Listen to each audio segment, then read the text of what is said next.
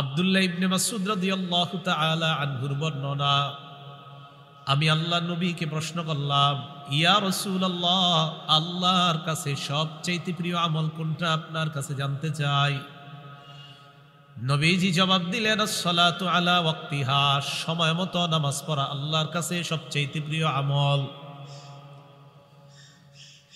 ক্বালা সুম্মা আইয়ুন ইয়া রাসূলুল্লাহ, সাহাবী প্রশ্ন করলেন, এরপর আল্লাহর কাছে সবচেয়ে প্রিয় আমল কোনটা।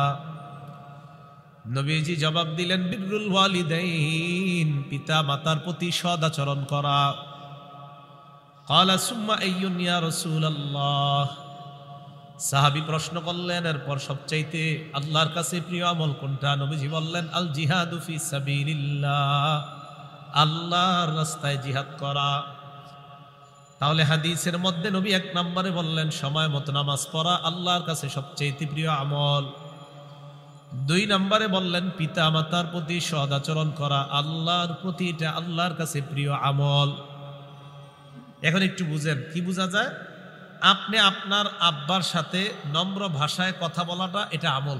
কারণ নবীজির সাহাবী প্রশ্ন করছে আল্লাহর কাছে প্রিয় আমল কোনটা, তো নবীজি 1 নম্বরে বলছে নামাজ পড়া। সাহাবী 2 নম্বরে বলছে, হুজুর এরপর আল্লাহর কাছে প্রিয় আমল কোনটা। নবীজি বলছে পিতা মাতার প্রতি সদাচরণ করা। আব্বা, আপনার জন্য আমি কি আনবো বলেন, আমি বাজারে আসি। এই যে আপনি সুন্দরভাবে আপনার আব্বার সাথে কথা বললেন, আম্মার সাথে কথা বললেন, বুখারীর বর্ণনা প্রমাণ করে এটাই আপনার একটা আল্লাহর কাছে প্রিয় আমল হিসাবে গণ্য হয়ে যাবে। কারণ প্রশ্ন কি? প্রশ্ন হলো আল্লাহর কাছে প্রিয় আমল কোনটা। তো 2 নম্বরে নবী বলছে পিতা মাতার প্রতি সদাচরণ করা।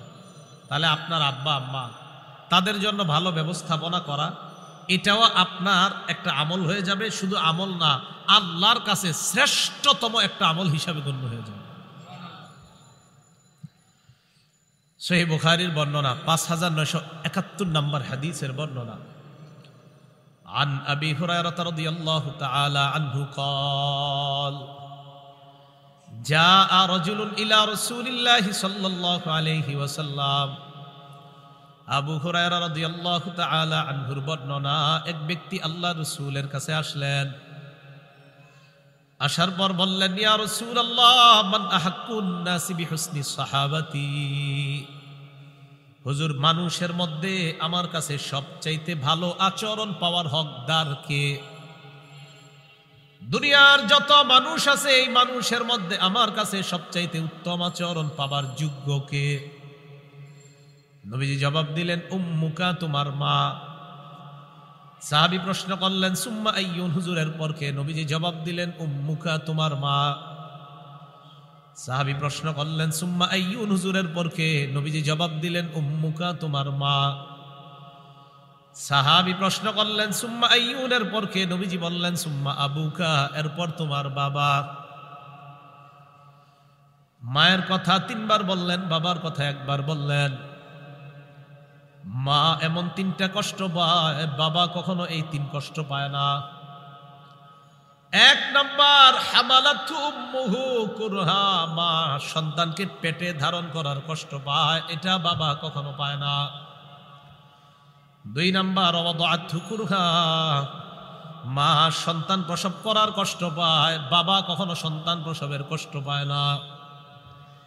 3 নাম্বার, ওয়া হামলুহু ওয়া ফিসালুহু, মা সন্তানকে দুধ পান করানোর কষ্ট পায়, এটা বাবা কখনো পায় না। রাতের বেলা 10 মিনিট 20 মিনিট কিছুক্ষণ পর পর কতবার ঘুম ভাঙ্গে আর বাচ্চাকে দুধ পান করাইতে হয়, এই কষ্ট বাবা কখনো পায় না। বরং মাঝে মাঝে বাবা বিরক্ত হয়ে অন্য রুমে গিয়ে ঘুমায়। কেন? বাবার এই বিরক্তির কারণ বাচ্চা একটু পরে পরে চিল্লাচিল্লি করে, ঘুম ভালো হওয়ার জন্য অন্য রুমে গিয়ে ঘুমায়। কিন্তু মা বারবার তার প্রস্রাবের কাঁথা উল্টাইতেছে, পাল্টাইতেছে, পরিষ্কার করতেছে, দুধ পান করাইতেছে, এটা বাবা কখনো এই কষ্ট পায় না। এই জন্য নবী মায়ের কথা 3 বার বললেন, কারণ এই 3 কষ্ট পৃথিবীর কোনো বাবা পায় না, এটা শুধু মায়েরাই পায়। শেষে বললেন, সুম্মা আবুকা, তোমার বাবা। একজন সাহাবী, তার নাম মিকদাম রাদিয়াল্লাহু তাআলা, তিনি বলেন, আনিল মিকদাম রাদিয়াল্লাহু তাআলা আনহু قال قال رسول الله صلى الله عليه وسلم, নবীজি বলেন ইন্নাল্লাহা ইউসিকুম বিউম্মাহাতিকুম সালাস, আল্লাহ তোমাদেরকে তোমাদের মায়ের সাথে আচরণ যেন ভালো করো এই ব্যাপারে আল্লাহ তোমাদেরকে 3 বার হুকুম করছেন। ওয়া ইন্নাল্লাহা ইউসিকুম বিআবাইকুম, আল্লাহ তোমাদের বাবাদের সাথেও সুন্দর আচরণের হুকুম করছেন। ওয়া ইন্নাল্লাহা ইউসিকুম বিল আকরাব ফাল আকরাব, আল্লাহ তোমাদেরকে নিকট আত্মীয়দের সাথে সুন্দর আচরণ করার হুকুম করেন। আল্লাহ আমাদের সকলকে মাতা পিতার প্রতি যেন আমরা উত্তম আচরণ করতে পারি আল্লাহ তৌফিক দান করেন। সহিহ বুখারী 5972 নম্বর হাদিসের বর্ণনা।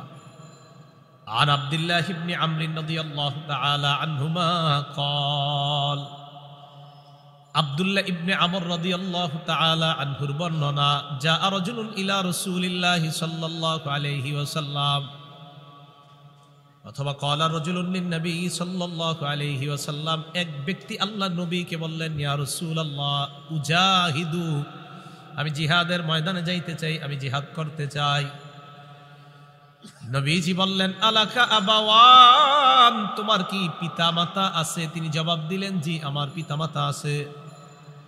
নবীজি বললেন, ইরজি, তুমি বাসায় যাও, যাওয়ার পর ফাফিহিমা ফাজাহিদ, তুমি তোমার পিতামাতার আনুগত্যের মাধ্যমে জিহাদ করো। এর মানে পিতামাতার সেবা করা মানে আল্লাহর রাস্তায় জিহাদ করার সওয়াব পাওয়া যায়। ইরজি ফাফিহিমা ফাজাহিদ, দাও বাসায় যাও, পিতা মাতার সেবা করার মাধ্যমে জিহাদ করো। সহিহ বুখারী 5973 নম্বর হাদিসের বর্ণনা। আন আব্দুল্লাহ ইবনে আমর রাদিয়াল্লাহু তাআলা আনহুমা قال, আব্দুল্লাহ ইবনে আমর থেকে আরেকটা বর্ণনা, নবীজি সাল্লাল্লাহু আলাইহি ওয়াসাল্লাম বলেন, লা ইয়ালআনুর রাজুল ওয়ালিদাইহি, তোমাদের কেউ যেন তার পিতা মাতাকে অভিশাপ না দেয়। সাহাবারা প্রশ্ন করলেন, ইয়া রাসূলুল্লাহ কাইফা ইয়ালআনুর রাজুল ওয়ালিদাইহি, কোন সন্তান কি তার মা বাবারে অভিশাপ দিতে পারে? মা বাবারে আবার সন্তান অভিশাপ দেয় কিভাবে? নবীজি জবাব দিলেন, ইয়াসুব্বু আবার রাজুল ফায়াসুব্বু আবা ওয়া ইয়াসুব্বু উম্মা, কোন ব্যক্তি আরেকজনের বাবারে গালি দেয়, পাল্টা ওই ব্যক্তি তার বাবারে গালি দেয়। কোন ব্যক্তি তার মাকে গালি দেয়, ওই ব্যক্তি পাল্টা তার মাকে গালি দেয়। আমি কাউকে গালি দেওয়া, পাল্টা আমাকে আমার বাবা নিয়ে গালি দেওয়া, আমার মা নিয়ে গালি দেওয়া, কেমন যেন আমি আমার মা বাবারে গালি খাওয়াইলাম। এটাই হলো পিতা মাতাকে অভিশাপ দেওয়া। এজন্য আপনি কাউরে গালি দিয়েন না। আপনারে যদি কেউ গালি দেয়, আপনি পাল্টা গালি দেওয়া মানে আমি আপনারে গালি দিলাম, দেওয়ার সাথে সাথে আপনি আমার ওইটাই কইলেন পাল্টা। এর মানে আমি গালি দেওয়ার কারণেই তো আপনি আমারে গালি দিলেন। এই গালি আমি আপনার থেকে যে পাইলাম, এটাই আমি আমার আব্বা আম্মারে অভিশাপ দিলাম, মানে আপনারে গালির কারণে আপনি আমারে শোনায়া দিলেন। নবীজি কয়, এটা তুমি তোমার মা বাপের এই গালি নিজ হাতে ধইরা খাওয়াইলা, এটাই মা বাবার অভিশপ্ত করা। তাহলে কাউরে গালি দিয়েন না, যদি দেন ওই বেটা পাল্টা আপনার আব্বারে গালি দিবে, আপনার আম্মারে গালি দিবে। আল্লাহ বুঝার তৌফিক দান করেন। রাসূলুল্লাহ সাল্লাল্লাহু আলাইহি সাল্লামের সাহাবী একজন নাম মুআবিয়া ইবনে জাহিমা আস-সুলামি। পুরাটা মনে রাখার দরকার নেই। মুআবিয়া কেন বললাম? কারণ মুআবিয়া নামে নবীজির আরো বিখ্যাত সাহাবী আছে, কিন্তু ওনার নাম ওই বিখ্যাত আমিরে মুআবিয়া রাদিয়াল্লাহু তাআলা আন উনি না, উনি আরেক মুআবিয়া, নাম মুআবিয়া ইবনে জাহিমা আস-সুলামি। আর আমিরে মুআবিয়া বিখ্যাত যিনি, তার নাম মুআবিয়া ইবনে আবি সুফিয়ান। উনি আবু সুফিয়ান রাদিয়াল্লাহু তাআলা আনহুর সন্তান মুআবিয়া। আর আমি এখন যে সাহাবীর নাম বললাম, ওনার নাম মুআবিয়া ইবনে জাহিমা আস-সুলামি রাদিয়াল্লাহু তাআলা। তিনি রাসূল সাল্লাল্লাহু আলাইহি সাল্লামের কাছে আসছে। আসার পর নবীজিকে বলতেছেন, ইন্নী কুনতু আরাদতুল জিহাদ মাকা ইয়া রাসূলুল্লাহ, ইয়া রাসূলুল্লাহ আমি আপনার সাথে জিহাদের ময়দানে থেকে আপনার পাশে থেকে লড়াই করতে চাই। নবীজি বললেন, আহাইয়াতুন উম্মুকা, তোমার মা জিন্দা আছে কিনা? কয়, জি জিন্দা আছে। রাসূলুল্লাহ সাল্লাল্লাহু আলাইহি ওয়াসাল্লাম বললেন, ইরজি ফাবাররাহা, যাও তোমার মায়ের সেবা করো। তিনি বলেন, সুম্মা আতাইতুহু মিনাল জানিবিল আখার, আরেক পাশ দিয়া নবীর সামনে আসলাম। আসার পর বললাম, ইন্নী কুনতু আরাদতুল জিহাদ আবতাগি বিযালিকা ওয়াজহাল্লাহি ওয়াদ দারাল আখিরাহ। আমি আপনার সাথে থেকে আপনার পাশে থেকে লড়াই করতে চাই। আমি এই জিহাদের দ্বারা আল্লাহর সন্তুষ্টি আর আখিরাত কামাই করতে চাই, এটা আমার উদ্দেশ্য। নবীজি বললেন, আহাইয়াতুন উম্মুকা, তোমার মা জিন্দা আছে কিনা? কয় জি আছে। রাসূলুল্লাহ সাল্লাল্লাহু আলাইহি ওয়াসাল্লাম বললেন, ইরজি ফাবাররাহা, বাসায় যাও, মায়ের সেবা করো। সাহাবী বলেন, আমি আবার সামনে দিয়ে আসলাম, আসার পর বললাম, ইয়া রাসূলুল্লাহ, আমি আপনার আশেপাশে থেকে জিহাদের ময়দানে থেকে লড়াই করতে চাই। আবতাগি বিযালিকা ওয়াজহাল্লাহ ওয়াদ দারাল আখিরাহ, আমি এর দ্বারা আল্লাহর সন্তুষ্টি চাই, আখিরাত কামনা করতে চাই। নবীজি বললেন, আহাইয়াতুন উম্মুকা, তোমার মা জিন্দা আছে কিনা? কয় জি আছে। নবীজি বললেন, ইরজি ফাবাররাহা, যাও মায়ের সেবা করো। ইলজাম রিজলাহা ফাসাম্মাল জান্নাহ, মায়ের পা আঁকড়ে ধরে থাকো, সেখানেই তোমার জান্নাত। মানে মায়ের সেবা করো, এখানেই তোমার জান্নাত। আপনারা বা ঢাকা শহরের মানুষ তো বাসার ছাদে আপনারা আর কি গাছ লাগান, পেয়ারা গাছ, পেঁপে গাছ, আম গাছ লাগায় না অনেকে? হয়। আপনারা প্রথম পেঁপেটা, প্রথম পেয়ারা, প্রথম আপনার অনেক কিছু আর কি এরা কি করে চিন্তা করে, আমি বড় কোনো আলেমকে, বড় মুফতি, বড় পীর সাহেবরে নিয়ে যাই, ওনার কাছে দেই। আপনার আব্বা আম্মা যদি জীবিত থাকে আগে তাদেরকে খাওয়ান, পরে হুজুরে দিন। ফাসাম্মাল জান্নাহ, সেখানে জান্নাত নিশ্চিত। এখানে নিশ্চিত কিনা এটা হাদিসে নাই, কিন্তু সেখানে নিশ্চিত এটা হাদিসে আছে। এই জন্য সেখানে খাওয়ান আগে। আমরা আম্মা আরেক বাসায় থাকে, আপনি এক বাসায় থাকেন, সেপারেট থাকেন, তো মা থাকে আরেক বাসায়, বাবা আরেক বাসায়। আপনি বিরিয়ানি রান্না করলেন, তো আপনার মাথায় আসলো আমি মসজিদের ইমাম সাহেবের জন্য পাঠাবো। হ্যাঁ, আগে আপনার আব্বা আম্মার জন্য পাঠান, পরে ইমাম সাহেবের জন্য পাঠান। আগে ওখানে পাঠান, এখানেও পাঠান, সমস্যা নেই, কিন্তু আগে ওখানে। ওনাদেরকে কখনো ভুলবেন না, মুহূর্তের জন্য না। ফাসাম্মাল জান্নাহ, রাসূল বলছেন সেখানে জান্নাত। তো রাসূলুল্লাহ সাল্লাল্লাহু আলাইহি সাল্লাম সাহাবীকে বললেন, মায়ের সেবা করো, মায়ের সেবা করো। আল্লাহ কথাগুলা বুঝার তৌফিক দান করেন। নবীজি একদিন এক আজীব স্বপ্ন দেখলেন। আম্মা জান আয়েশা সিদ্দিকা রাদিয়াল্লাহু তাআলা আনহার বর্ণনা, তিনি বলেন, ক্বালা রাসূলুল্লাহ সাল্লাল্লাহু আলাইহি ওয়াসাল্লাম, নবীজি একদিন আমাকে বলেন, আয়েশা রাআইতুনি ফিল জান্নাহ, আমি স্বপ্নে দেখলাম আমি জান্নাতে। সুবহানাল্লাহ। আমি জান্নাতে ঘোরাঘুরি করতে লাগলাম। ফাসামিআতু সাওতা কারিইন ইয়াকরাউ, আমি হঠাৎ আমার কানে একজন পাঠকের কোরআন তেলাওয়াত শুনতে পাইলাম। জান্নাতে একজনের কোরআন তেলাওয়াত শুনলাম। ফেরেশতাদেরকে প্রশ্ন করলাম, মান হাদা, কার তেলাওয়াত আমি শুনলাম, এটা কে জান্নাতে কোরআন তেলাওয়াত করে? ফেরেশতারা জবাব দেয়, হারিসা ইবনুন নু'মান। হুজুর, যার তেলাওয়াত আপনি শুনলেন তার নাম হলো হারিসা ইবনুন নু'মান। কি নাম? হারিসা। কি নাম?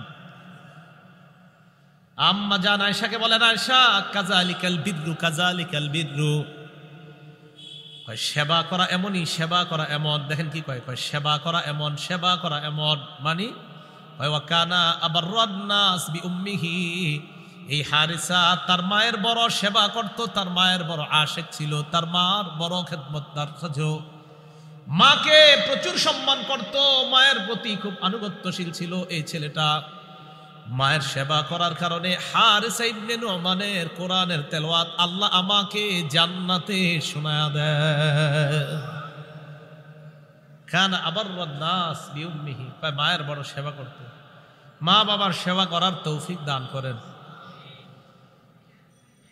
নবীজি সাল্লাল্লাহু আলাইহি সাল্লামের সাহাবী আব্দুল্লাহ ইবনে ওমর রাদিয়াল্লাহু তাআলা আনহুমার কাছে এক ব্যক্তি আসছে। ওনার নাম তাইসালা ইবনে মাইয়াস, তাবিঈ। পুরা নামটা মনে রাখতে হবে না, শুধু এতটুকু যদি মনে রাখতে পারেন, তাইসালা। কি নাম? তাইসালা। এই তাইসালা ইবনে মাইয়াস তিনি বলেন, কুনতু মান নাজদাত, আমি যুদ্ধ বিগ্রহে লিপ্ত থাকতাম, বিভিন্ন এলাকায় যুদ্ধ করতে যাইতাম। ফাআসাবতু যুনুবান লা আরাহা ইল্লা মিনাল কাবাইর, আমি কিছু গুনাহ করে ফেলছি, যেই গুনাহগুলো আমার কাছে কবিরা গুনাহ বলে মনে হচ্ছে। ফাযাকারতু যালিকা লি ইবনে ওমর রাদিয়াল্লাহু তাআলা আনহুমা, আমি আমার এই গুনাহ আব্দুল্লাহ ইবনে ওমরকে জানাইলাম। আব্দুল্লাহ ইবনে ওমর বললেন, তুমি যেই গুনাহগুলা করলা, গুনাহগুলা কি কি? আমি জবাব দিলাম, কাজা ওয়া কাজা, অমুক অমুক গুনাহ করছি। ইবনে ওমর বললেন, লাইসাত হাদিহি মিনাল কাবাইর, এইগুলা কবিরা গুনাহ না। উনি শুনা বললেন, এগুলা কবিরা গুনাহ না। তখন তিনি বললেন, মনে রাখবা, হুন্না তিসউন, বড় বড় প্রধানতম কবিরা গুনাহ হলো 9টা। বলেন, প্রধান কবিরা গুনাহ কয়টা? আরো আছে অনেক। তো ইবনে ওমর বলেন, অনেক কবিরা গুনার মধ্যে প্রধান কবিরা গুনাহ 9টা। মনে রাখবেন তো? তাহলে বলি, হ্যাঁ। 1 নাম্বার আল ইশরাকু বিল্লাহ, আল্লাহর সাথে শিরিক করা। সব কবিরা গুনার বস আল্লাহর সাথে শিরিক করা। 2 নাম্বার অকতলু নাসামা, নর হত্যা করা, মানুষ হত্যা করা। 3 নাম্বার ওয়াকসফুল মুহসানা, সতী সাদী নারীর উপর মিথ্যা অপবাদ দেওয়া। 4 নাম্বার ও আকলুর রিবা, সুদ খাওয়া। 5 নাম্বার ও আকলু মালিল ইয়াতীম, এতিমের সম্পদ অন্যায়ভাবে ভক্ষণ করা।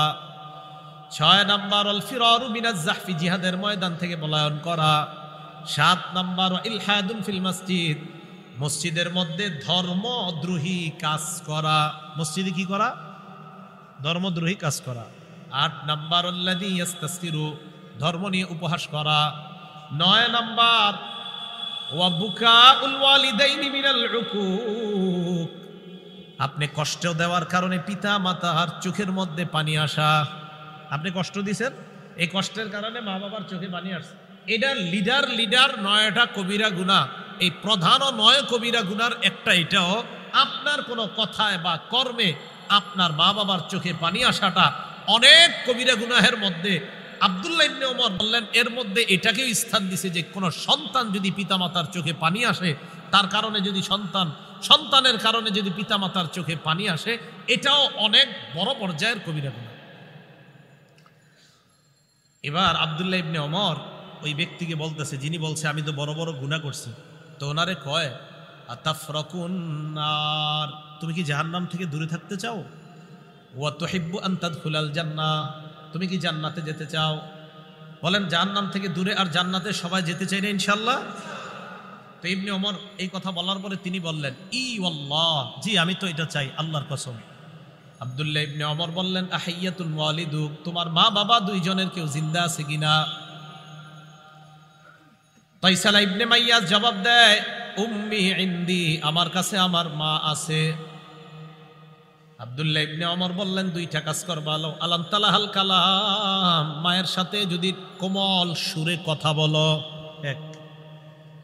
আজকে থেকে আপনার মা বাবা যারা আছে, মরণের আগ পর্যন্ত ওয়াদা করেন, তাদেরকে জোরে ভাষায় কখনো কথা বলবেন না। আখেরাত বরবাদ করে দিয়েন না, হাত নামান। 1 নাম্বার, যদি মায়ের সাথে কোমল ভাষায় কথা বলো, নরম সুরে, ওনার মা জিন্দা আছে বলতেছে। 2 নাম্বার ওয়া আতআমতাহা আত-তাআম, যদি খাবার খাওয়াও। কি খাওয়াও? খাবার খাওয়াও। লা তাদখুলুন্নাল জান্নাহ, অবশ্যই তুমি জান্নাতে প্রবেশ করবা। মায়ের সাথে কোমল আচরণ করবা, আর হলো তুমি তাকে খাবার খাওয়াবা। এখান থেকে বোঝা যায়, আপনারা 4 ভাই যখন আলাদা হয়ে যান, 5 ভাই আলাদা হন, আপনি চেষ্টা করবেন আপনার আব্বা আম্মারে আপনার সাথেই রাখতে। এতে আপনি জান্নাত আপনার সাথেই রাখলেন। এখন অনেক ছেলেরা মনে করে আব্বা আম্মা আমার সাথে নাই মানে বাঁচলাম। আপনি বাঁচেন নাই, আপনি ঠকছেন। আপনি বাঁচেন নাই, আপনি ঠকছেন। সত্যি আপনি ঠকছেন। কয় ছোট ভাইয়ের কাছে আম্মার আব্বারে দিয়ে দিছি, বাঁচলাম। না না, ছোট ভাইয়ের জান্নাতের রাস্তা সহজ করে দিয়েছেন, আপনারটা কঠিন বানায় নিছেন।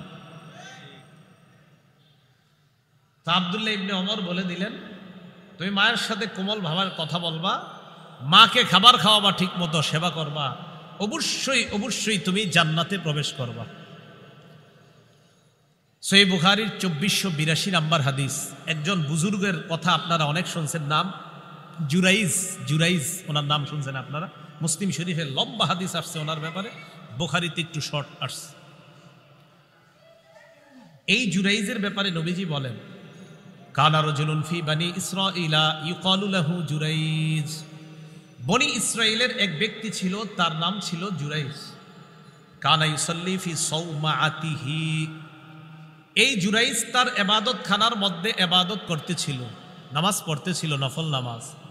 ফাজাআত উম্মুহু, জুরাইজের মা আসছে, আসার পর কয়, জুরাইজ আনা উম্মুকা কাল্লিমনি। জুরাইজ আমি তোমার মা, আমার সাথে কথা বলো। জুরাইজ চিন্তা করলো, উসল্লি আও উজিবু, আমি কি নামাজ পড়বো না মায়ের ডাকে সাড়া দিব। ফাখতারাস সালাতা, তিনি নামাজকে বেছে নিলেন, নামাজ তিনি পড়তে লাগলেন। এটা বুখারীর বর্ণনা। মুসলিম শরীফের বর্ণনা, মা আবার আসছে, আসার পর কয়, জুরাইজ আনা উম্মুকা কাল্লিমনি, জুরাইজ আমি তোমার মা, কথা বলো।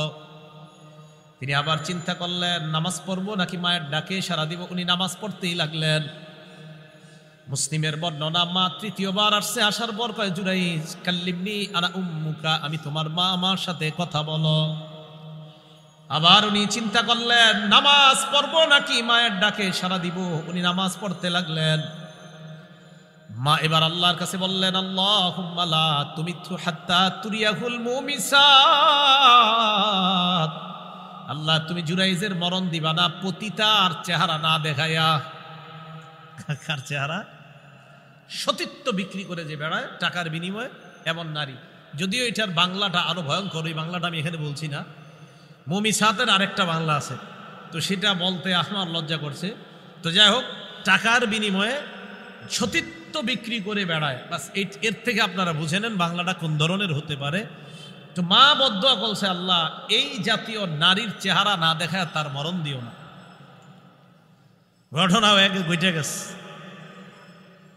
ওই এলাকার একজন এরকম নারী, যিনি আপনার সভ্যতার বিপরীতে চলে, যেই নারী আর কি, এরকম একজন নারী। তো এই নারী বলল, লাফতিনান্না জুরাইজান, আমি জুরাইজকে পরীক্ষা করবো, ওরে ফেতনায় ফালাম। এক নারী বইলা ফেলছে। জুরাইজের কাছে আসছে, আসার পর ফাতাআররাজাত লাহু, নিজেরে বিভিন্ন ভঙ্গিমায় মোহনীয় রূপে আকর্ষণীয় ভাবে জুরাইজের সামনে উপস্থাপন করছে। নাউজুবিল্লাহ। ফাবা, জুরাইজ কোনো ভ্রুক্ষেপ করে নাই, অর্থাৎ উনি মাশাআল্লাহ ওনার ইবাদতে উনি লিপ্ত ছিলেন। ওনার ইবাদত থেকে ওই নারী জুরাইজকে বিচ্ছুত করতে পারে নাই। নারী চলে গেছে। ফাতাতরাইয়া, একজন রাখালের কাছে গেছে। ফামকানাতহু মিন নাফসিহা, রাখালের সাথে অপকর্ম করছে। করার পর ফাওয়ালাদাত গুলামা, সন্তান প্রসব করছে। জনগণের কাছে এই সন্তান নিয়ে আইসা কয়, জনগণ, জুরাইজ নামক ওই লোকটা আমার সাথে অপকর্মে লিপ্ত হয়েছে, এর প্রমাণ হলো এই সন্তান। নাউজুবিল্লাহ। জনগণ আসছে, আসার পর কাসারু সাওমাআতা, জনগণ আইসা তার ইবাদতখানা ভেঙে ফেলছে। ওয়াসাব্বুহু, গালি দিস। ফাতাওয়াদ্দা ওয়া সাল্লা, জুরাইজ নামাজ পড়ছে। নামাজ পড়ার পর আতাল গুলাম, ওই ছেলের কাছে আসছে, ওই যে বাচ্চা, বাচ্চার কাছে আসার পর কয়, মান আবুকা, এই বাচ্চা তোমার বাবাকে। আল্লাহ পাক রব্বুল আলামিন সাথে সাথে ওই বাচ্চার জবান চালু করে দেয়। তিনজনে ছোটবেলায় কথা বলছে। ঈসা নবী, ইউসুফ আর জুলাইখা, এই দুইজনের ঘরে একটা বাচ্চা ছিল। ওই বাচ্চাটা, এই দুইজন যে কামরায় ছিল, একটা বাচ্চা ছিল ওই বাচ্চাটা। আর এই জুরাইজ যখন একটা বিপদে পড়ে গিয়েছে, তখন ওই যে বাচ্চাকে নিয়ে বিপদে ফেলাইতে চেয়েছিল, এই বাচ্চারও জবান আল্লাহ চালু করছেন। যদিও তাফসীরের কিতাবে আরেকজনের নাম আসে, তিনি মুসা আলাইহিস সালাতু ওয়াস সালাম, উনিও শৈশবে কথা বলেছেন বলে তাফসীরের কিতাবে পাওয়া যায়। তবে হাদিসের মধ্যে এই তিনজনের নাম আছে। ইউসুফ আলাইহিস সালাতু ওয়াস সালাম আর জুলাইখা যেখানে ছিলেন একজন, আরেকজন হলো ঈসা আলাইহিস সালাম, আরেকজন হলো এই জুরাইজ বিপদে পড়ার পর যেই ছেলেটাকে নিয়ে বিপদে ফালাইতে চেয়েছিল ওই ছেলেটা। তো কয়, তোমার আব্বাকে? তো ছেলে বলে দিল, জালিকার রাঈ, অমুক রাখাল আমার পিতা। জুরাইজকে জনগণ কয়, নাবনি সাওমাআতাকা মিন যাহাব, তোমার ইবাদতখানাটা আমরা স্বর্ণ দিয়ে বানায় দিব। কয়, না না, লাগবে না, স্বর্ণ দিয়ে বানানো লাগবে না। আইদুহু মিন তিন, আগে যেমন মাটি দিয়েছিল মাটি দিয়ে আবার বানায় দাও। জুরাইজ বুঝতে পারছে যে এই ভাঙ্গাটা, এই বিপদে পড়াটা, এটা তোমাদের দোষ না, আমি নিজের দোষে এটা বিপদে পড়েছিলাম। আম্মার কথা শুনি নাই, আম্মা বদদোয়া করে ফেলছে, এই বদদোয়া লেগে গিয়েছে। এখন আল্লাহ ওই বদদোয়া কবুল করে ফেলেছে। আমাকে আল্লাহ একটা বিপদে ফালায়া দুনিয়াবাসীর জন্য আল্লাহ একটা শিক্ষা রেখে দিয়েছে যে মায়ের কথা কতটা দ্রুত কবুল হয়ে যায়, এটা যেন সন্তানরা মাথায় রাখে। এখন আসেন, আপনার ছেলে মেয়ে আপনারে বড় হওয়ার পর তারা যে আপনার আনুগত্য করবে, সেবা করবে, এটা কখন? আপনি যদি তাদেরকে ইসলামী সভ্যতায় বড় করে তোলেন। না হয় ওই সন্তান আপনাকে নিয়ে বৃদ্ধাশ্রমে রেখে আসবে, ওই সন্তান আপনাকে বাবা মা হিসাবে মূল্যায়ন করবে না।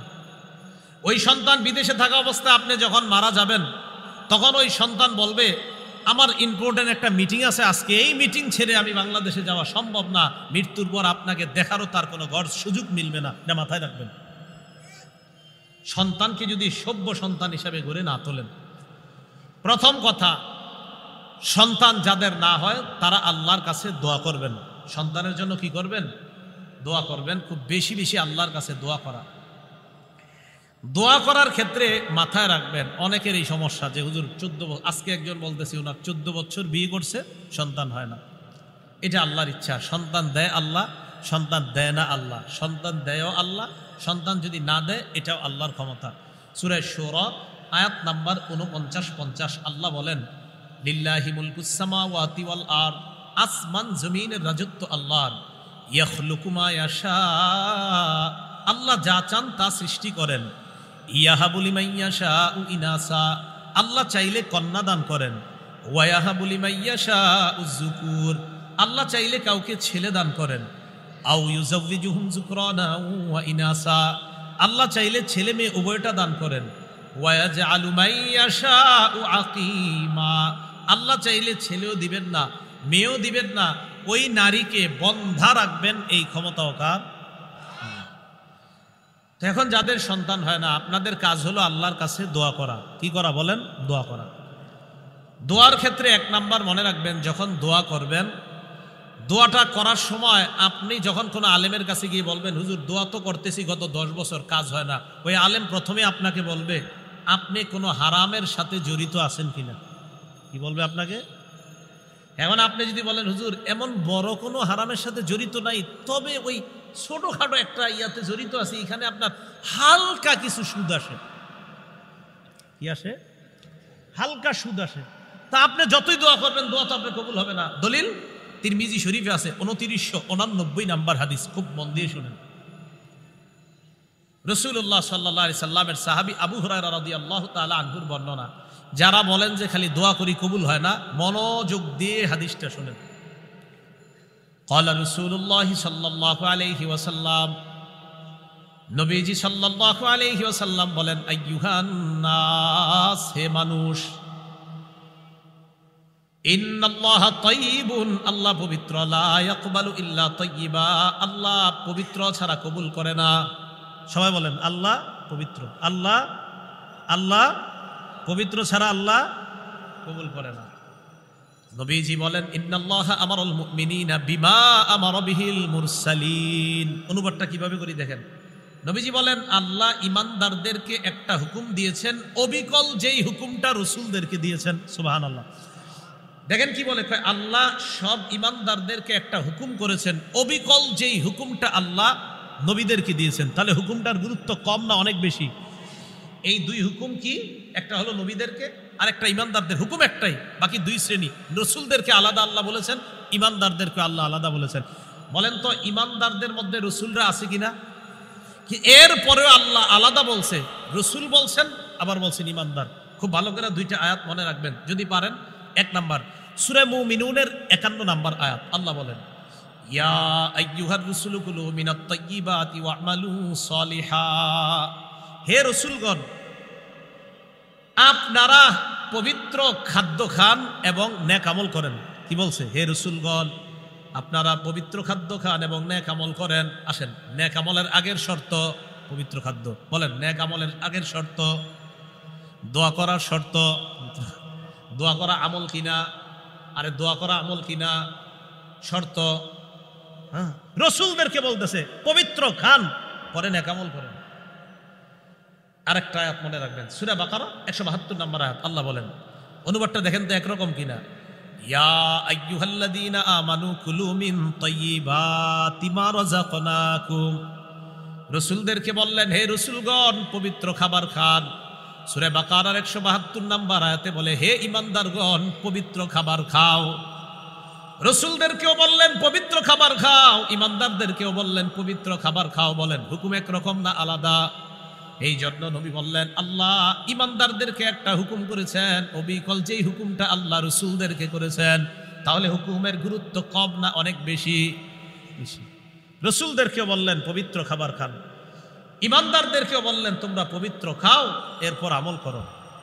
তো এই কথা বলার পর রসুল সাল্লাল্লাহু আলাইহি সাল্লাম একজন মুসাফিরের কথা বললেন এই হাদিসের শেষের দিকে। হাদিসের মধ্যে আসছে মুসাফির দোয়া করলেই কবুল হয়ে যায়, সুবহানাল্লাহ।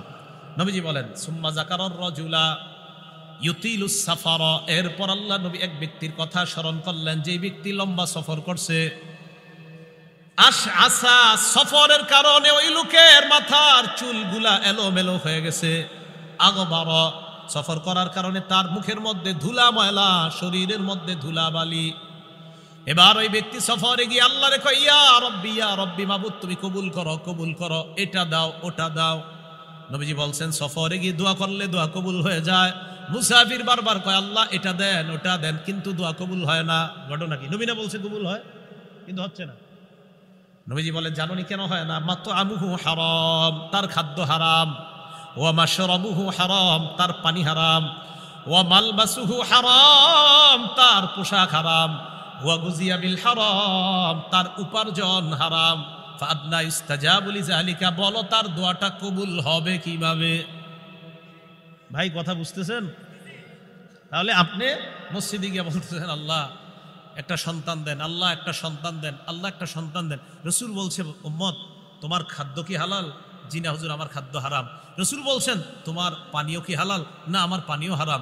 রসুল বলছেন তোমার পোশাকটা কি হালাল? না না আমার পোশাক হারাম। রসুল বলছেন তোমার উপার্জনটা কি হালাল? না আমার উপার্জন হারাম। আপনি খালি বলতে থাকেন আল্লাহ দেন দেন দেন, কাজ হবে না। পোশাক হারাম, খাদ্য হারাম, পানীয় হারাম, হাজারো দোয়া করেন কবুল হবে না। আগে তো আপনার শর্ত ঠিক রাখতে হবে, আল্লাহ দোয়া কবুল করবেন যদি, তো যদি তো ঠিক নেই, আপনার হালাল দিতে হবে। আল্লাহ আমাদেরকে বুঝার তৌফিক দান করেন। তাহলে সন্তান এরপরেও হালালভাবে চাওয়ার পরেও যদি দোয়া কবুল না হয়, তা আপনি নিশ্চিত থাকবেন যে আপনি হালাল খাদ্য পেটে ঢুকানোর পরে যখন দোয়া করবেন, আপনার দোয়া 3 পদ্ধতির এক পদ্ধতিতে কবুল হয়েই যাবে। 1 নাম্বার, নগদ কবুল হবে দুনিয়াতে। ইম্মা আইয়ু আজ্জিলা লাহু ফিদ দুনিয়া, হয়তো আল্লাহ নগদ ওটা আপনার দুনিয়াতে কবুল করবেন।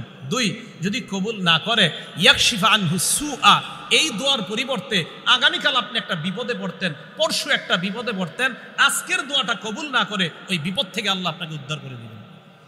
3 নাম্বার, ইম্মা ইয়াদাখিরা লাহু ফিল আখিরা, এই দোয়া দুনিয়াতে আল্লাহ কবুল না করে আখিরাতের জন্য সঞ্চয় করে রাখবে, সেদিন এই দোয়ার পাহাড় দিয়ে আল্লাহ আপনাকে পার করে জান্নাত দান।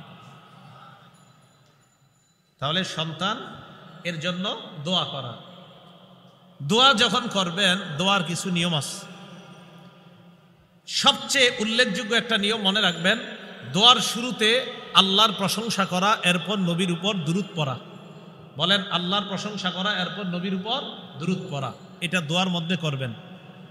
এই জন্য আমাদের ইমাম সাহেবরা যখন দোয়া করে দেখবেন বলে আলহামদুলিল্লাহি রাব্বিল আলামিন ওয়াল আকিবাতু লিল মুত্তাকিন ওয়াস সালাতু ওয়াস সালামু আলা সাইয়্যিদিল আমবিয়া ওয়াল মুরসালিন, এরপর বলে আল্লাহ রে আল্লাহ এটা দেন ওটা দেন। তাহলে প্রথমে প্রশংসা করে, পরে আবার দুরূদ পড়ে। তিরমিজি শরীফের 3476 নম্বর হাদিসের বর্ণনা, বাইনামা রাসূলুল্লাহ সাল্লাল্লাহু আলাইহি ওয়াসাল্লাম কাঈদুন, নবীজি মসজিদের মধ্যে বসা। ইজ দাখালা রাজুলুন, এক ব্যক্তি মসজিদের মধ্যে আসছে, আসার পর ফাসাল্লা, নামাজ পড়ছে। নামাজ পড়ার পর এরপর ওই লোকটা আল্লাহকে বলতেছে আল্লাহুম্মা গফিরলি আল্লাহুম্মা আরহামনি, আল্লাহ আপনি আমাকে ক্ষমা করেন, আপনি আমাকে দয়া করেন। নামাজ পড়ছে, নামাজ পড়ে দোয়া করছে, আল্লাহ আপনি আমাকে ক্ষমা করেন, আপনি আমাকে দয়া করেন। নামাজ পড়ার পর দোয়া করার পর লোকটা চলে যাচ্ছে। নবীজি ডাক দিলেন আজিলতা আইয়ুহাল মুসাল্লি, ও নামাজি তুমি একটু তাড়াহুড়া বেশি করে ফেলছো।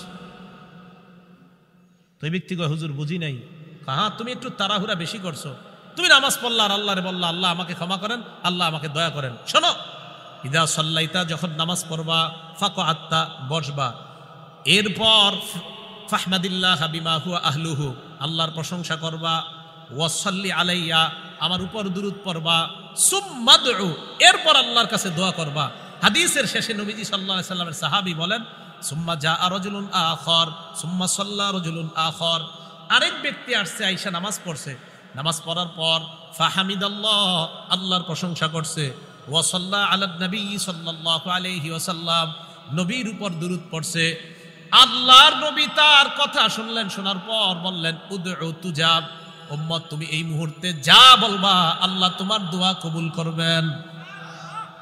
তুমি আল্লাহর প্রশংসা করছো, আমার উপর দুরূদ পড়ছো, উদউ দোয়া করো, তুজাব তোমার দোয়া কবুল করা হবে।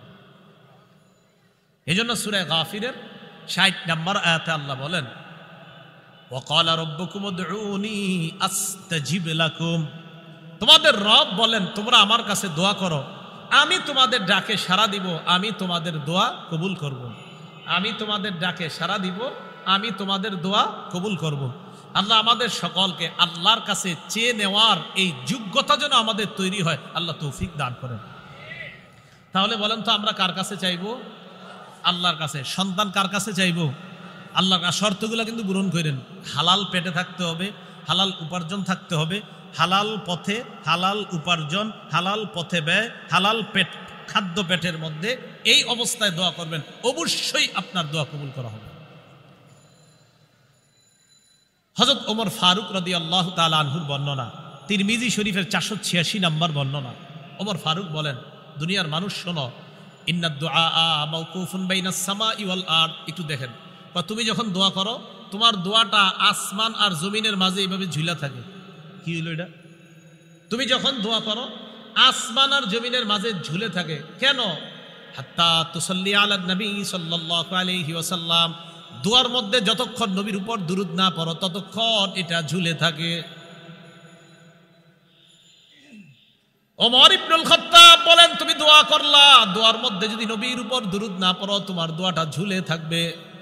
যদি দোয়া কবুল করাইতে চাও, দোয়া যদি উপরে উঠাইতে চাও, আল্লাহর প্রশংসা করবা, নবীর উপর দুরূদ পড়বা, তাহলে তোমার দোয়া অবশ্যই আরশে চলে যাবে। তাহলে আল্লাহর প্রশংসা করা, নবীর উপর দুরূদ পড়া, এইভাবে দোয়া করা। দোয়ার ক্ষেত্রে দ্বিতীয় কথা, দোয়া করবেন এমন ভাবে যে নিজের কোনো অপরাধ থাকলে অপরাধগুলা আল্লাহর কাছে স্বীকার করবেন। আল্লাহ আমি তো এই অপরাধগুলা করছি, এই কারণে কি আপনি আমার উপর নারাজ? মাবুদ মেহেরবানি করে আমারে আপনি মাফ করেন। অপরাধ স্বীকার কইরা আল্লাহরে বললেন। আরে আল্লাহর কাছে স্বীকার করলে তো কেউ শুনতেছে না, আপনি আল্লাহকে বলেন, এটা আল্লাহর কাছে বলবেন। এই জন্য তো আমরা নামাজের শেষ বৈঠকে কি বলি? আল্লাহুম্মা ইন্নী যালামতু নাফসি যুলমান কাসীরা, আল্লাহ আমি নিজের উপর অনেক জুলুম করছি, আমি স্বীকার করতেছি মাওলা এত জুলুম করছি মাবুদ। আল্লাহ লা ইয়াগফিরুয যুনুবা ইল্লা আনতা, আল্লাহ আপনি ছাড়া আমার এই গুনাহ মাফ করার কেউ নাই। ফাগফিরলি মাগফিরাতাম মিন ইনদিকা, আল্লাহ আপনার পক্ষ থেকে স্পেশাল ক্ষমা আমাকে করে দেন। সুবহানাল্লাহ। ওয়ারহামনি, আমাকে দয়া করেন। ইন্নাকা আনতাল গফুরুর রহিম, আপনি ক্ষমাশীল, আপনি দয়ালু। তাহলে 2 নাম্বার, দোয়া যখন করবেন আপনার অপরাধ টপরাধ যা আছে এগুলো স্বীকার করে আল্লাহরে বলবেন, আল্লাহ আমি ওই অপরাধগুলো করছি, স্বীকার করতেছি, মাবুদ আপনি আমার উপর অসন্তুষ্ট হয়েন না, আল্লাহ আমারে মাফ করে দেন, আল্লাহ আমাকে ক্ষমা করে দিয়ে। দীর্ঘদিন যাবত আমাদের সন্তান হচ্ছে না, আল্লাহ হয়তো ওই অপরাধের কারণে কি আপনি নাখুশ হয়ে আছেন কিনা, আল্লাহ অপরাধগুলা ক্ষমা করে দেন, আমাদের সন্তানের ব্যবস্থা করে দেন। এই গেল 2 নাম্বার। 3 নাম্বার আত-তাদাররু, কাকুতি মিনতি করে আল্লাহর কাছে দোয়া করা। কি পারবে? কাকুতি মিনতি, আল্লাহ দেন দেন, এইভাবে কাকুতি মিনতি করে আল্লাহর কাছে যেইভাবে পারেন দোয়া করা, যেন আপনাকে দেখলে মনে হচ্ছে আপনি অসহায়ের মতো আল্লাহর কাছে কি যেন বলতেছেন। কাকুতি মিনতি করে দোয়া করা। সূরা আনআমের 42-43 নম্বর আয়াতে আল্লাহ বলেন, ওয়ালাকাদ আরসালনা ইলা উমামিন মিন ক্বাবলিকা ফাআখাযনাহুম বিল বাসাই ওয়াদ-দাররাই লাআল্লাহুম ইয়াতাদাররুন। নবীজিকে বলেন, ওয়ালাকাদ আরসালনা ইলা উমামিন মিন ক্বাবলিক, আপনার পূর্বে আমি অনেক রাসূল পাঠিয়েছি। ফাআখাযনাহুম বিল বাসাই ওয়াদ-দাররা, যে জাতিদের কাছে আমি রাসূল পাঠিয়েছি তাদেরকে আমি দারিদ্রতা দ্বারা, অভাব অনটন দ্বারা, ক্ষুধা দ্বারা পাকড়াও করলাম। কেন পাকড়াও করছি জানেন? লাআল্লাহুম ইয়াতাদাররুন, যেন তারা আমার কাছে কাকুতি মিনতি করে, আমারে যেন বলে আল্লাহ আমাদেরকে দারিদ্রতা দিয়েন না। আল্লাহ বলেন, ফালাউলা ইজ জাআহুম বাসুনা তাদাররু, আমার গজব আসার পরেও তারা আমার কাছে কাকুতি মিনতি করে নাই। গজব আসার পরেও আমার কাছে তারা কাকুতি মিনতি করে না। তখন কি হয়েছে? ওয়ালাকিন কাসাত কুলুবুহুম, তাদের অন্তর আরো শক্ত হয়ে গেছে। ফাযায়্যানা লাহুমুশ শাইতানু আমালাহুম, ফলে শয়তান তাদের কর্মগুলা তাদের কাছে মোহনীয় করে উপস্থাপন করেছে। করোনার সময় আমি মনে করেছি যে করোনা যাওয়ার পর আমাদের বাংলাদেশের মানুষ মনে হয় আর কোনোদিন গুনাহ করবে না, আমি এটা মনে করেছিলাম। আল্লাহ বলেন গজব দিলাম আমার কাছে কাকুতি মিনতি করার জন্য। কিসের কাকুতি মিনতি? ওই সময় নাকি ইন্টারনেট এত পরিমাণ ইউজ করা হয়েছে করোনার সময়, যা করোনার আগে পরে ইউজ করা হয়নি। ঘরে বসে বসে আর সুযোগ করে দিচ্ছে। তো কোথায় কাকুতি মিনতি করবেন গজব আসার পর? কাকুতি মিনতি বাদ দিয়ে গুনাহ করা। আল্লাহ বলে গজব দিলাম আমার কাছে কান্না করো, কাকুতি মিনতি করো। তারা কয় না, আমাদের অন্তর শক্ত, আপনি করোনা না আরো কিছু দেন, কান্নু না। ভাবসাব এমন কাকুতি মিনতি করা ৩ নাম্বার। তো এইভাবে আল্লাহর কাছে বলা। আল্লাহ পাক রব্বুল আলামিন বলেন সূরা আরাফের ৫৫ নাম্বার আয়াতে, উদউ রাব্বাকুম তাদাররুআন ওয়া খুফিয়া, তোমরা তোমাদের রবকে ডাকো কাকুতি মিনতি করে এবং গোপনে। মসজিদের এক কোনায় বসে যান মিয়া, সব মুসল্লিরা বের হওয়ার পর আস্তে ধীরে আল্লাহর কাছে আপনি বলতে থাকেন। আস্তেই বলেন, কোনো সমস্যা নাই। আল্লাহকে আস্তে বললেও আল্লাহ শুনেন। সহিহ বুখারীর ২৯৯২ নম্বর হাদিসের বর্ণনা, রাসূলের সাহাবী আবু মুসা আশআরী রাদিয়াল্লাহু তাআলা আনহু বলেন, কুন্না মা রাসূলিল্লাহি সাল্লাল্লাহু আলাইহি ওয়াসাল্লাম ফি সাফার, নবীজির সাথে এক সফরে ছিলাম আমরা। কুন্না ইযা আশরাফনা আলা ওয়াদ, আমরা যখন উঁচু জায়গায় আরোহণ করতাম, হাল্লালনা ওয়া কাব্বারনা, আমরা লা ইলাহা ইল্লাল্লাহ বলতাম আর বলতাম আল্লাহু আকবার। হাত্তা ইরতাফাত আসওয়াতুনা, আমাদের আওয়াজগুলা মাঝে মাঝে বেশি হয়ে যেত। লা ইলাহা ইল্লাল্লাহর আওয়াজ আর আল্লাহু আকবারের আওয়াজ খুব বেশি হয়ে যেত মাঝে মাঝে। নবীজি আমাদেরকে বলতেন, ইরবাউ আলা আনফুসিকুম, এই নিজেদের প্রতি একটু সদয় হও। ইন্নাকুম লা তাদউনা আসাম্মা ওয়ালা গায়বা, আরে তোমরা যে রবকে ডাকতেছো সে রব বধির না যে ওনারে জোরে বইলা শোনাইতে হবে। উনি বধির না, উনি শোনেন। ওয়ালা গায়বান, উনি অনুপস্থিত না। ইন্নাহু মাআকুম, ওই রব তোমার সাথেই আছেন। ইন্নাহু সামিউন করিব। তা আপনি মসজিদের এক কোনায় বসা এই আস্তে ধীরে কাকুতি মিনতি করে কর, আরে বলতে থাকেন, প্রতিদিন বলতে থাকেন, আর সন্তান হবে আপনার। বলতে থাকেন বারবার। আপনি বলেন না আস্তে ধীরে বসে বসে বলেন, আল্লাহ আপনি ছাড়া কই যাবো, এইভাবে আল্লাহরে বলেন। আল্লাহ আপনার কথা শুনবে না তো কারটা শুনবে? এগুলো ৩ নাম্বার, কাকুতি মিনতি করে আল্লাহর কাছে চান। ৪ নাম্বার, দৃঢ় প্রতিজ্ঞা নিয়ে চাবেন, না আমাকে দিবেই আল্লাহ। দৃঢ় প্রতিজ্ঞা ৪ নাম্বার, আমাকে দিবেন, আমার রব আমাকে দিবেনই, এই প্রতিজ্ঞা করা, এটা ৪ নাম্বার। সহিহ বুখারীর বর্ণনা ৬৩৩৯ নাম্বার হাদিসের বর্ণনা। ক্বালা রাসূলুল্লাহ সাল্লাল্লাহু আলাইহি ওয়াসাল্লাম, নবীজি সাল্লাল্লাহু আলাইহি ওয়াসাল্লাম বলেন, লা ইয়াকুলান্না আহাদুকুম, তোমাদের কেউ যেন এইভাবে দোয়া না করে। কিভাবে? আল্লাহুম্মা গফিরলি ওয়ারহামনি ইন শিতা, আল্লাহ আপনি আমাকে মাফ করেন, আপনি আমাকে দয়া করেন যদি আপনি চান। এমনি দোয়া করো না। তোমাদের কেউ যেন দোয়া এইভাবে না করে যে আল্লাহ আপনি আমাকে মাফ করেন, আপনি আমাকে ক্ষমা করেন যদি আপনি চান। তুমি এটা আবার কি কইলা, যদি আপনি চান?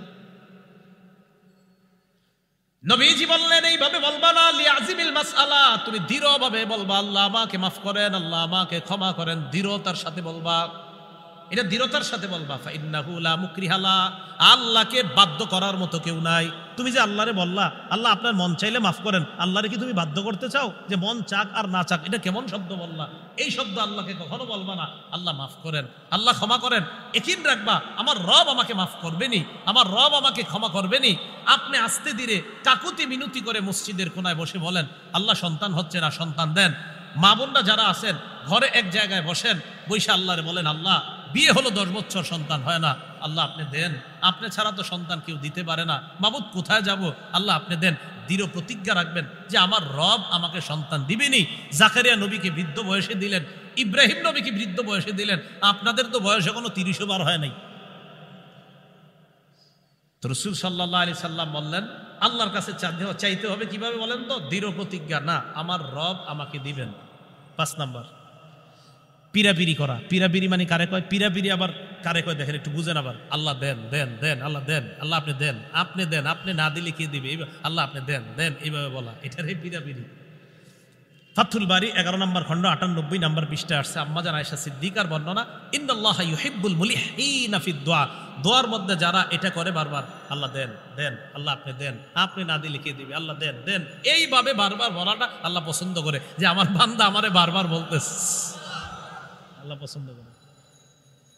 তাহলে সন্তান আপনি আল্লাহর কাছ থেকে চেয়ে নেবেন, নেওয়ার পর এই সন্তানটাকে আদর্শ যোগ্য সন্তান হিসাবে গড়ে তুলবেন, লালন পালন যখন করবেন ইসলামী সভ্যতায়, ওই সন্তান পিতা মাতার অধিকারগুলা রক্ষা করবে। ওই সন্তান কখনো তার মা বাবাকে বৃদ্ধাশ্রমে রেখে আসবে না, মা বাবাকে কষ্ট দিবে না, বরং ওই সন্তান মনে করবে আমার মা বাবা আমার জান্নাত, আমার মা বাবাই আমার জাহান্নাম। যদি তাদের প্রতি সদাচরণ করি তাহলে জান্নাত সহজ, যদি তাদের প্রতি আমি বেয়াদবি অসদাচরণ করি তাহলে জাহান্নামও সহজ। আল্লাহ আমাদের সকলকে সূরা বাকারা এবং বনী ইসরাঈলের দুটি আয়াতকে সামনে রেখে যে কথাগুলো আমরা জানলাম শুনলাম, আমি সহ আমাদের সকলকে পিতা মাতার প্রতি যেন আমরা আনুগত্যশীল সন্তান হতে পারি, আল্লাহ তৌফিক দান করেন। আমিন। ওয়া আখিরু দাওয়ানা আনিল হামদুলিল্লাহি রাব্বিল আলামিন।